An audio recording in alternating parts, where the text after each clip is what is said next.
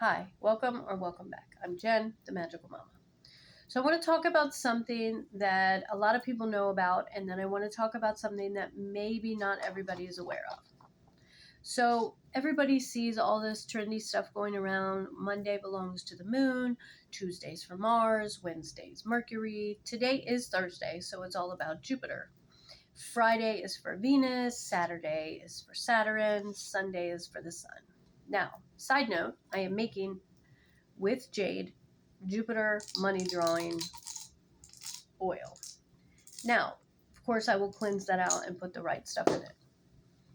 But there's also a hierarchy when it comes to planetary magic. I've always been very intentional when I've done this with my eye makeup, my clothing, the way I wear my hair, different charms I wear in my hair, different things. I've always made it a big intentional decision in my mind to kind of incorporate different correspondences that line up with each planet. Because in my mind, it's like layers of spell work, layers of magic. Now, here's a breakdown of that hierarchy. And I also want to start doing a series on this. I want to cover each individual planet and each correspondences, really take a deep dive into them. For example, like I said, today is Jupiter. I took notes like I always do because I don't want to leave anything out. So Jupiter is about expansion and abundance, wealth, good luck, fortune, hence the oil, honor, law and politics, authority and rulership, morals and ethics, justice and responsibility. Now, Jupiter is a slower moving planet, so this is about overall the bigger picture, long-term money, to whereas Mars is about aggression and drive and ambition, so it's a faster moving planet. So Jupiter is about balance and fairness, good social standing, making wise decisions. The crystals for today would be citrine, which is this funky looking thing here. I love citrine. It's really cool. It is about tiger's eye and the jade that I showed you. Royal blue, purple, green for abundance, luck, and growth. Now, here is the hierarchy, just like with the elementals, to where there's north, earth, the gnome, salamander, south, fire. There's a hierarchy for planetary magic too. Side note, I'm going to disclose some personal information that I never shared publicly. Number one. Number two, I am not a medical person. I am not a doctor. Please don't stop doing anything that you're doing that your doctor tells you to do. Number one. Number two, this is my practice. This is how I've done it. If it doesn't resonate with you, then just let it fly by. Okay. So planetary magic, it's like layers to me. It really is. It's like an onion that I'm peeling different things. You can take as in depth or as lighthearted as you want, picking different eyeshadow colors or following this. Besides the days of the week, there are also times.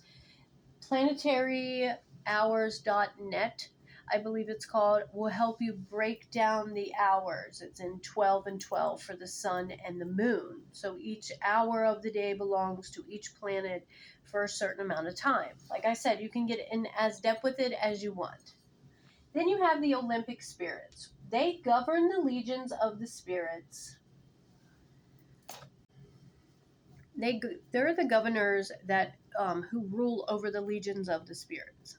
And you have archangels. They are the overseers that direct the energies of the planets in the rituals. Then you have the planetary intelligence. Those are the planetary angels that embody, keyword, positive energies of these planets. They're the overseers of the planetary spirits. Then you have the planetary demons. They are the pure, raw, unruly energy and the vices of those planets. How can a planet have a vice? I'm going to tell you.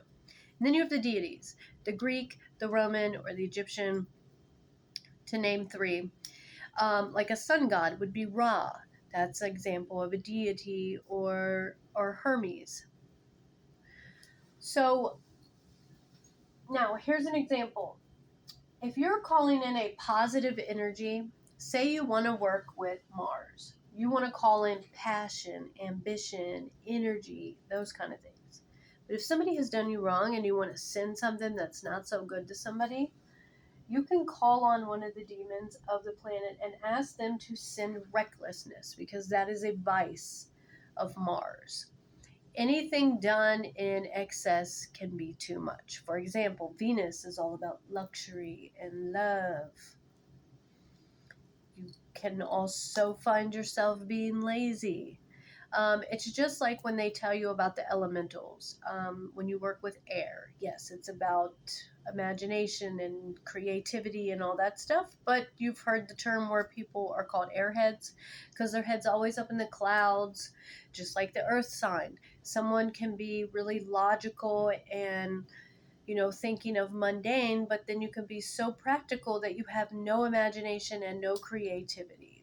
Too much energy is overboard to where it turns into anxiety, and not enough energy can turn into laziness or even depression. Disclaimer. Please do not do anything that your doctor does not tell you to do. And if you are in recovery, do not stop going to meetings. I still mentor people in the recovery world. I have dealt with depression and anxiety my entire life before I even knew what they were. I used witchcraft to help me battle my depression. I invoked the sun, the energies of the sun. I invoked different planetary energies for banishing to help me get rid of and break addictions that I had. This is what I do. This does not mean that I can decide that I'm going to go pick up because I've banished it and I don't have to worry about it anymore. I'm not an addict. Or I can lay around and start thinking about all of these things that put me in a bad spot. There is absolutely nothing wrong with using your practice for whatever you need in your mundane life. That I will stand on. Not everybody agrees with that, and not everybody has to. But if you have this cup and your magic fills up this entire cup, why would I sit here thirsty and I'm holding something that can potentially help me? Now, I do have to pick the cup up and actually drink it. The Bible uses the term faith without works is dead. Intention is not everything, but it is part of it. So I'm not saying stop taking your medicine, but I have used witchcraft in partnering with going to therapy and shadow work to get past the things that I felt were always holding me back. The same thing with recovery. I believe that it takes more than just wanting to actually stay clean. I have to actually put the work in and find out what feelings I was trying to cover up. But that's where I use shadow work.